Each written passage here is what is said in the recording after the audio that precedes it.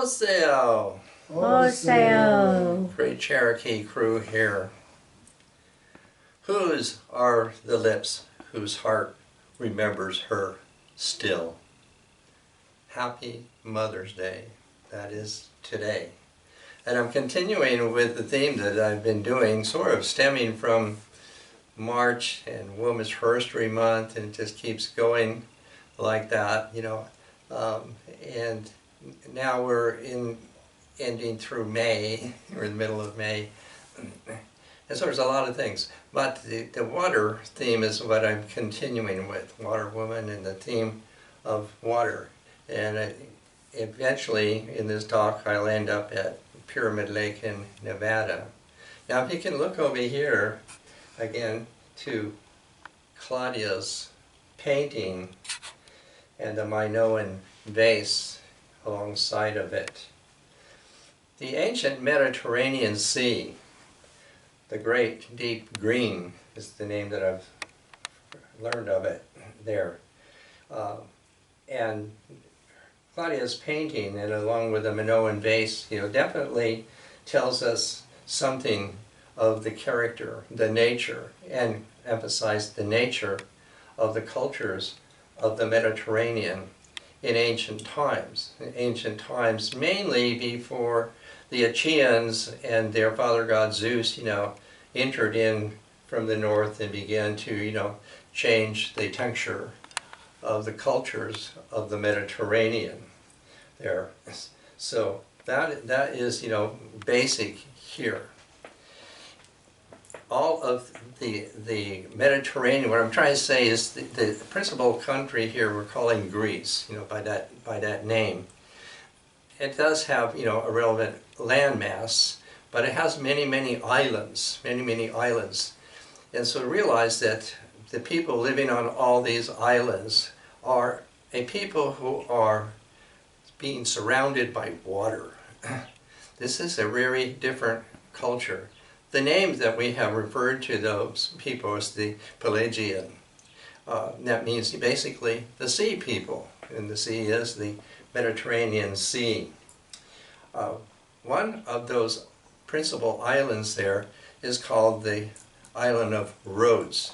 I had mentioned this previously with the story of Jason and the Argonaut, because the movie made of that theme was mainly taken from the composition of Apollonius of Rhodes.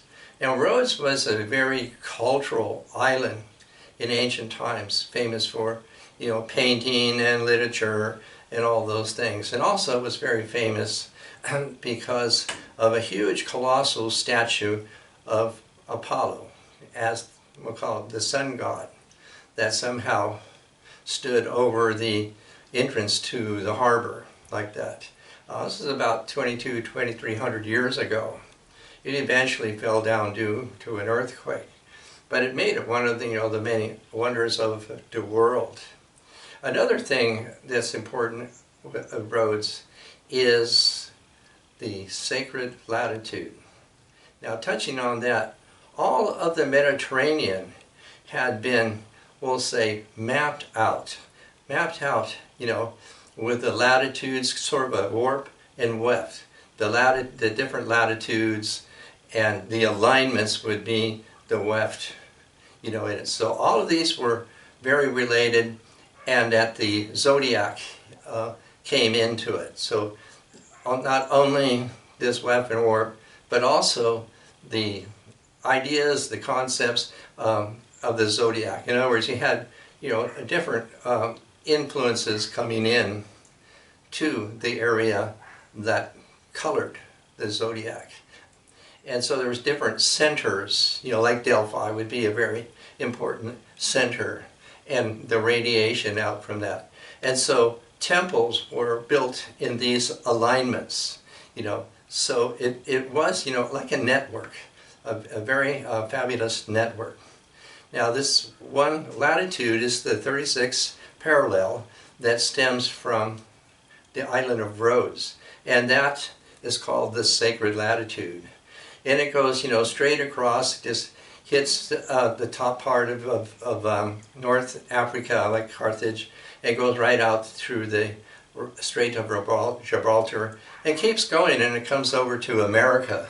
And over to America, it kept continuing right across to Eastern California. And that's what all of my theme includes, and that is people from the Mediterranean came across on that sacred latitude and built very special sites here in America, pre-Columbian America, we could say like that. And so just, to accompany a little bit of this, if you could just go right down here and look at this vase here. This vase is from Rhodes, and that's why I have it here, like that. And around it you can see some engravings, and these engravings, have many warriors that are in stripe. And this is called Theomkake. Theomkake, it suggests that this is, something to do with the zodiac. One figure that stands there, is not in combat, is a personification of Hydra, the constellation Hydra, which means water snake. So I can't translate it, but that's what the suggestion is. The style is it is suggesting that this has something to do with maybe the equinoxes. I'll suggest for that. So as this sacred latitude comes across here to North America, certain places that it hits, and certain places that, right now that we know, like Chaco Canyon, or the southern part of Grand Canyon, and it, keeps, traveling over here to Eastern California. The town of Ridgecrest, up 395, is a gateway to an area called Petroglyph Canyon, of many, many, many, many petroglyphs in the stone. This is exactly on this 36 parallel sacred latitude. Some of the petroglyphs are recognizable and decipherable as being transatlantic. They have come from across the Atlantic Sea and are visible and translatable. And so that would definitely say why those petroglyphs are there. Whatever the conceptions or perceptions of these ancient people and coming across to this country has to do with why these places are where they are. And that's just putting it very simply for now. Many of those petroglyphs may be zodiac. I haven't tried that kind of translation, but I have translated some of the other figures there. So that's very significant in getting a little bit of an idea that Native America was not really isolated, wasn't really like the Europeans had landed on the moon with nobody there but Moonies, that kind of thing. So you kind of get the gist of that. I have this, have this figure here as saying, she is a figure for water woman. And water woman is also figured as Lamia. She is the pre-Athena. In other words, Athena came out of Lamia in terms of the language, and she's from Libya. And that's why I have that seashell there.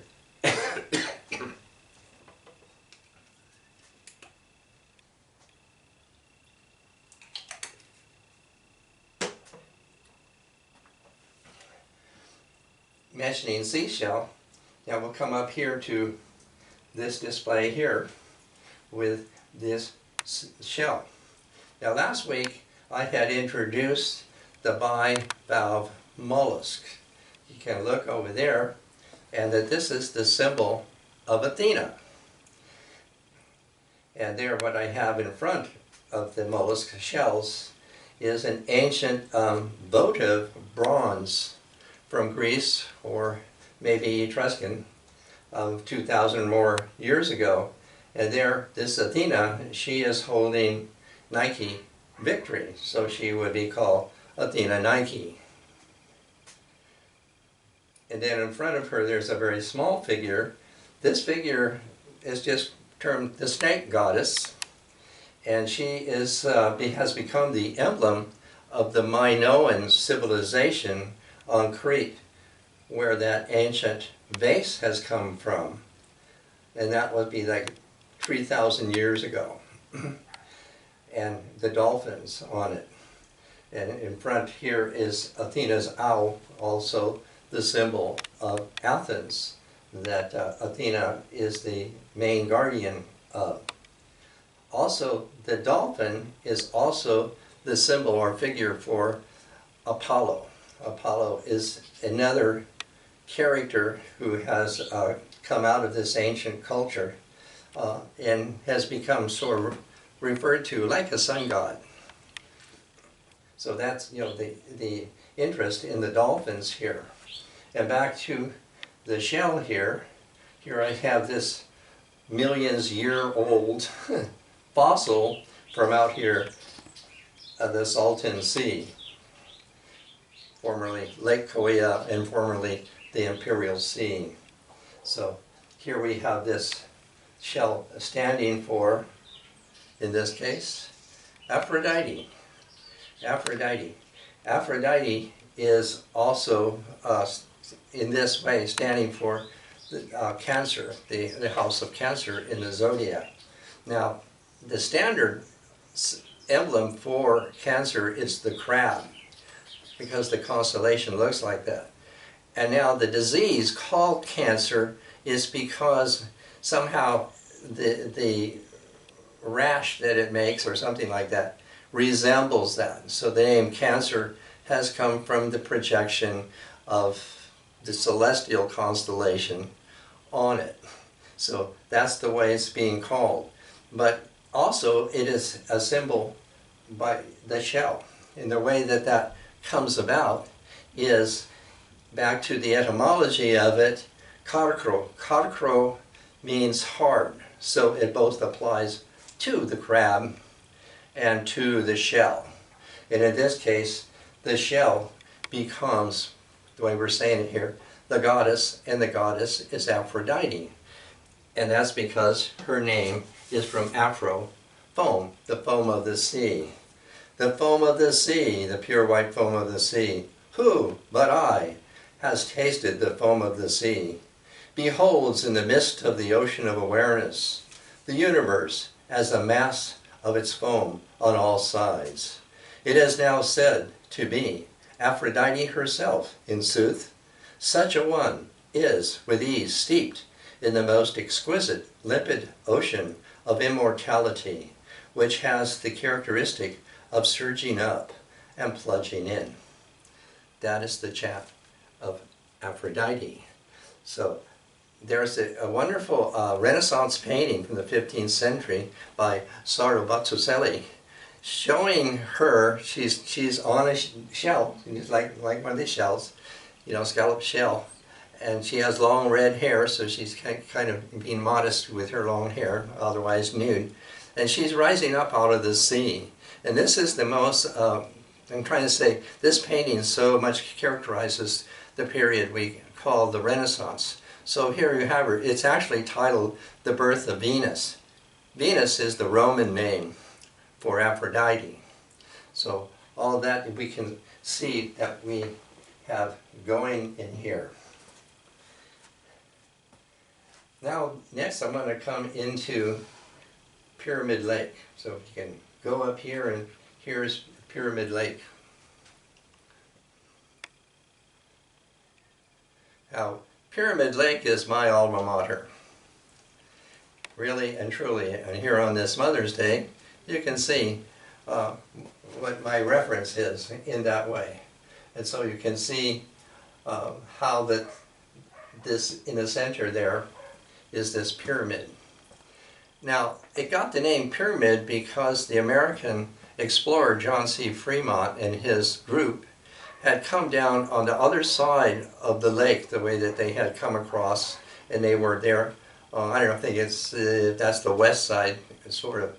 And on that particular day, the sun was shining on the pyramid in such a way that it looked white. And if you just see a real close-up right here, that I've in my painting, to see, that's how it looked. And he had been in Egypt, and he had seen the pyramid of Cheops. And that's exactly what he was reminded of. And that's how it got the name Pyramid Lake. But, curiously, coincidentally, or something else like that, there is something of Egypt located there. And I'll show you some of that.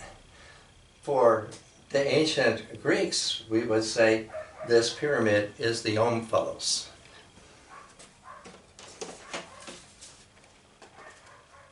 Neither the earth nor the sea had a center or navel, if ever they had one. The gods, and not the mortals, know where it would be. That's from the Oracle of Delphi.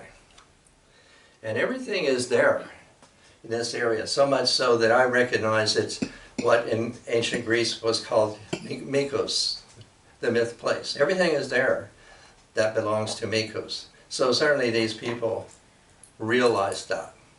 And there's two lakes that are side by side. The other lake is Winnemucca. And Winnemucca is actually Arabic name for one moccasin. The Americans, drained that lake, so now it's a dry lake. But in ancient times it wasn't. The archaeology has shown that people have lived continuously there at Winnemucca Lake for 11,000 years.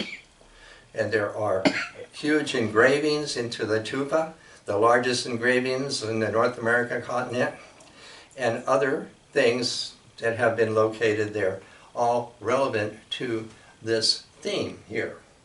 And also with it, there is this huge structure made out of the tufa.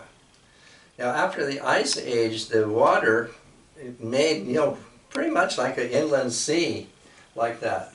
And beneath the water, it perked, just like a percolator, like coffee.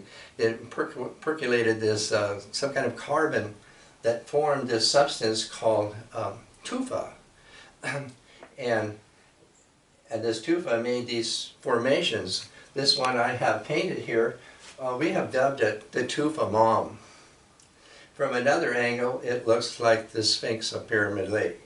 But here, I've made my rendition of the Tufa Mom, and the Tufa Mom has paintings that are Egyptian or Celtic Egyptian.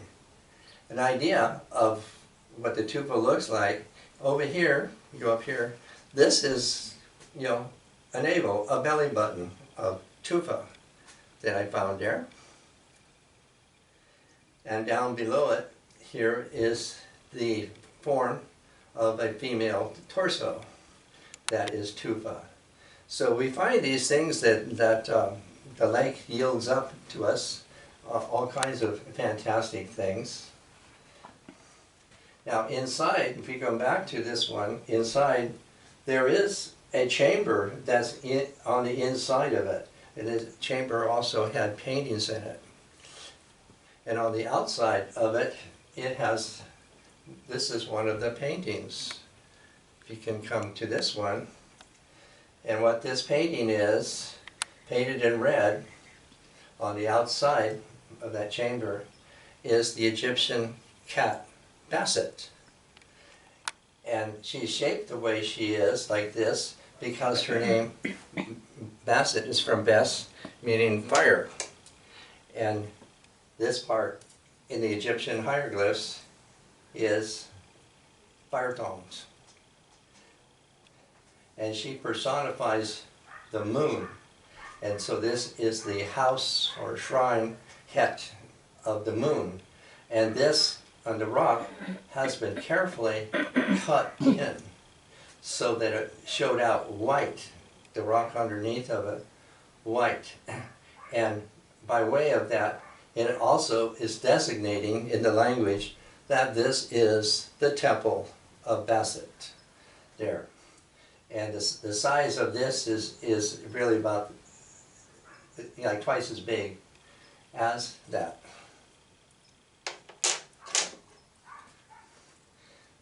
Now if you can come over here to this side, this is another very significant figure that is going to connect us to the Mediterranean. I've painted this. It's the actual size of the artifact. The artifact is there, or was there, in Fernley. Mo is the owner of the restaurant, Mo's Restaurant, in Fernley, the little town there, south of Pyramid Lake. And he has his place. I don't know if it's a ranch, but that's where he lives, is out there at Winnemucca, and he's found a lot of things. And he has made a little Indian museum there in his restaurant, where I had first seen this. Now he thought it was a como, like, you know, this part is flat, and all of the upper part is rounded. It's very, very heavy. It's a very heavy rock. I can't imagine what kind of labor or technique it took to shape this. So, who was with me was Randy Hawkins, and she's an archaeologist and an archaeological illustrator, and he brought it out. So he must have had some kind of sense, you know, of her being an archaeologist. And so that's how I came to see it like that. And so I let him think that that was a como. But I recognize that it's an idol. It's an idol. And this idol is from the Eastern Mediterranean. It's from a group of islands just like south of the main part of Greece, or the southern part of the Aegean Sea, called the Cyclades. It's in the Cyclades actually where the goddess Artemis and Apollo were born, on the island of Delos, that's in the Cyclades island. And here, just for a minute, this is very characteristic of later sculptures from the Cyclades. They don't look like anything else at all. And these are in the vintage of thousands of years here.